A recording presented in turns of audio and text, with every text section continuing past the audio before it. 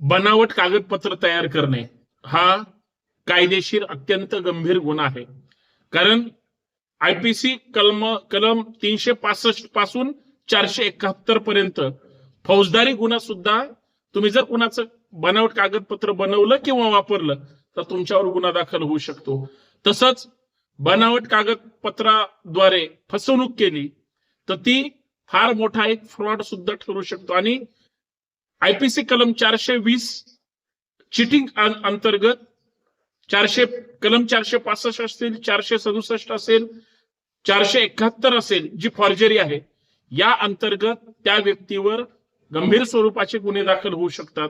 कारण बनावट स्वाक्षरी तयार करणे किंवा बनावट खरेदी विक्री करणे, खरेदी खत करणे, बनावट आधार कार्ड, बनावट मार्कशीट, या सगळ्या प्रकरणामध्ये तुम्ही फसवणूक केलेली आहे, बनावट कागदपत्र तयार केलेलं आहे, त्या प्रकरणी गुन्हा दाखल होऊ शकतो.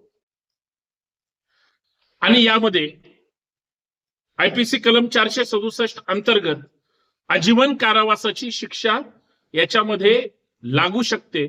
इतका गंभीर स्वरूपाचा गुन्हा तुम्ही कुणाची बनावट कागदपत्र तयार केले तर तुमच्यावर दाखल होऊ शकतो.